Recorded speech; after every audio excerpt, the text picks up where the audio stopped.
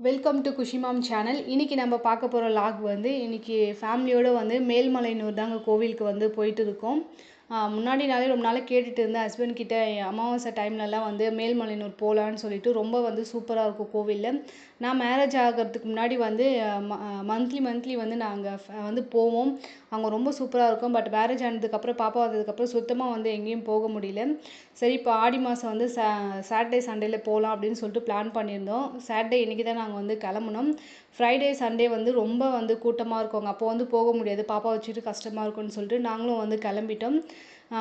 நாங்கள் அந்த அங்காளம்மன் கோவிலுக்கு போகிற வழியை பார்த்துருப்போம். சரி, கொஞ்சம் தூரம் வந்து முனீஸ்வரர் கோவில் இருக்குது, சரி அங்கே போயிட்டு சாமி கும்பிட்டுட்டு அதுக்கப்புறமா போகலான்னு சொல்லிட்டு தாங்க கிளம்புனோம். வர சொல்ல வந்து கிளைமேட்டே வந்து கொஞ்சம் ஒரு மாதிரி இருந்தது.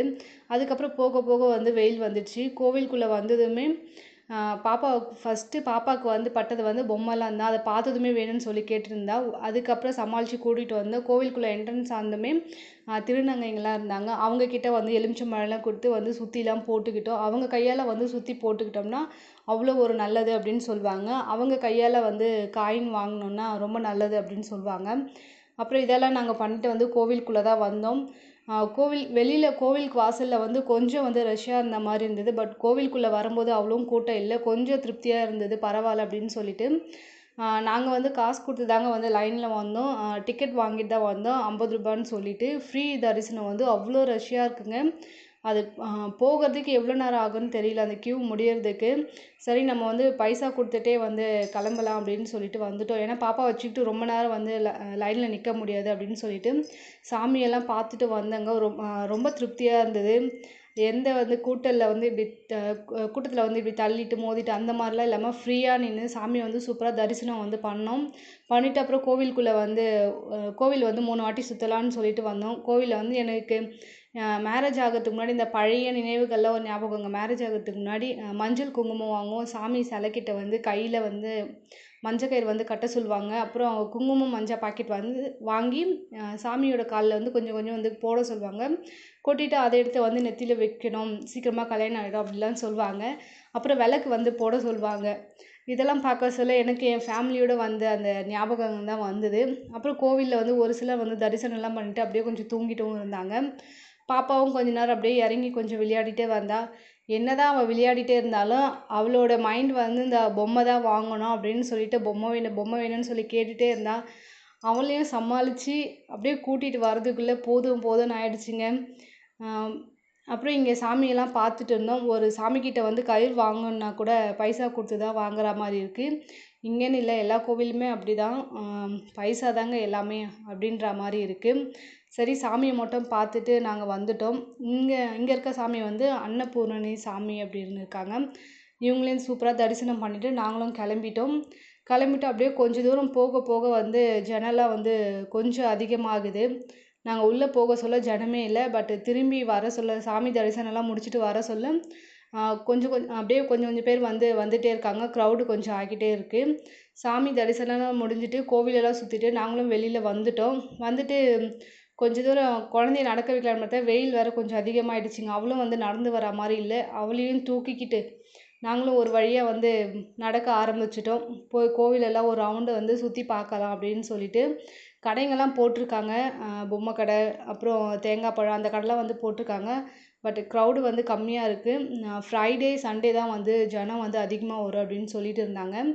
சரி, ரொம்ப டயர்டாக இருக்குது அப்படின்னு சொல்லிட்டு ஒரு ஜூஸ் மட்டும் குடிக்கலான்னு சொல்லிட்டு ஜூஸ் கடைக்கு தாங்க போனோம். போய் பாதாம் மட்டும் வாங்கி குடிச்சிட்டு நாங்கள் அப்படியே கிளம்பிட்டு பெரிய ஆழி அம்மன் வந்து சிலை படுத்துட்டு இருப்பாங்க. அவங்கக்கிட்ட அவங்கள போய் பார்த்துட்டு குங்குமஞ்சல்லாம் போட்டுட்டு எடுத்துகிட்டு வரலான்னு சொல்லிட்டு போனோம். போக சொல்ல நாங்கள் வந்து பேக் சைடு வந்து நாங்கள் வெளியே வந்துட்டோம். இந்த ஃப்ரண்ட் வழியாக வந்திருந்தோம்னா சாமிக்கிட்ட போயிருக்கலாம்.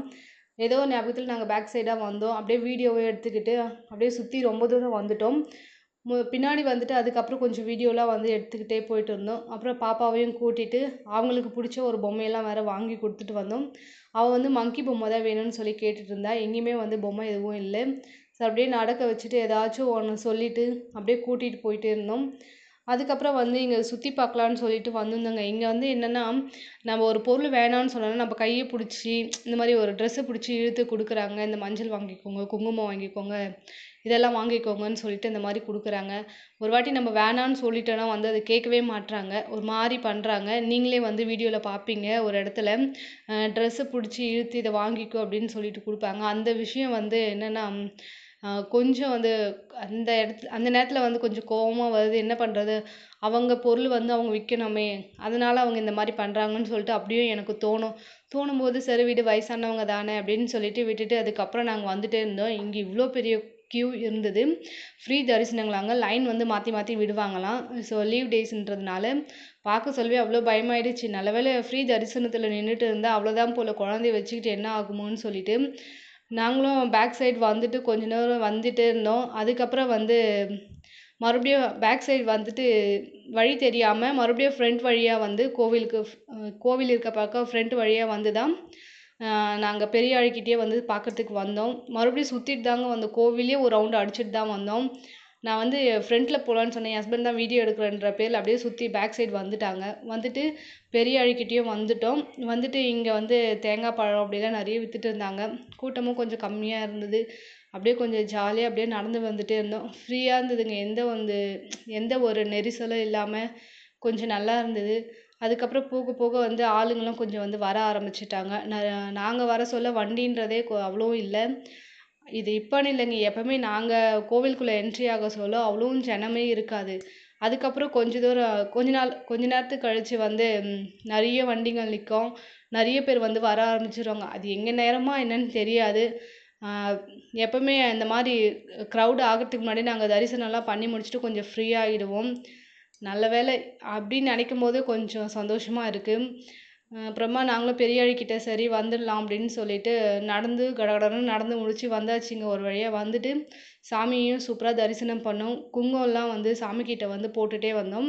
அந்த பெரியவழி அம்மனை சுற்றி குட்டி குட்டியாக ஒரு சிவன் சிலை மாதிரி குட்டி குட்டியாக இருப்பாங்க. அவங்க மேலே வந்து குங்குமம் போட்டுகிட்டே போகணும் அப்படின்னு சொல்லுவாங்க.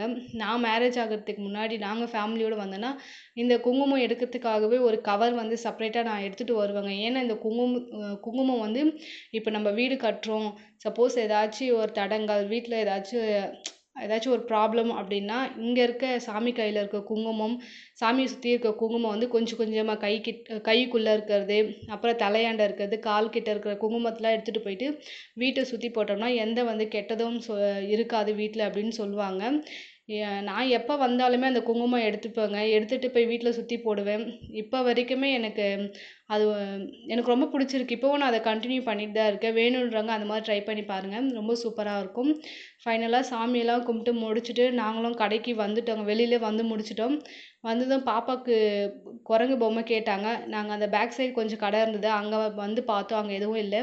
சரி இங்கே ஃப்ரண்ட்டில் வந்து பார்த்துட்டே இருந்தோம். ஏதாச்சும் அந்த குரங்கு பொம்மை இருக்குமான்னு சொல்லிட்டு ஒன்று இருந்தது. இந்த காரோடைய ஃப்ரண்ட்டில் வந்து பிளாக் கலரில் ஒரு மங்கி போடுவோம்லங்க, ஒரு மாதிரி எகுறுற மாதிரி. அந்த மங்கி இருந்தது. சரி அது வந்து செட் ஆகலை. ஒரு மாதிரி வள வளன்னு இருந்தது அப்படின்னு சொல்லிட்டு அதை விட்டுட்டு பாப்பாவுக்கு வந்து ஃபோன் தான் வாங்கி கொடுத்தோம். செல் போடுற மாதிரி. அதுவே இங்கே ரொம்ப ஓவர் ரேட்டாக சொல்லிட்டு தாங்க வித்துட்டு இருக்காங்க. இந்த மாதிரி டைமில் வந்து அவங்களுக்கு வந்து ரொம்ப ஒரு லாபம் நிறைய. இதெல்லாம் முடிச்சுட்டு பாப்பாவுக்கும் ஃபோன் வாங்கி கொடுத்துட்டு நாங்களும் வந்து வீட்டுக்கு வந்து ரிட்டர்ன் கிளம்பிட்டோம். வரும்போது இந்த வியூ நாங்கள் கவனிச்சோமா என்னன்னு தெரியல. பட் மழை வந்து நான் ரிட்டர்ன் வர சொல்ல தாங்க ரொம்ப நல்லாவே ரசித்தேன். ரொம்ப சூப்பராக இருக்குது. எனக்கு ஒரு என்ன ஆசைன்னா இந்த மலை பக்கத்தில் வந்து வீடு கட்டிட்டு இருக்கணும் அப்படின்னு சொல்லிட்டு அதே நேரமும் யோசிப்பேன்.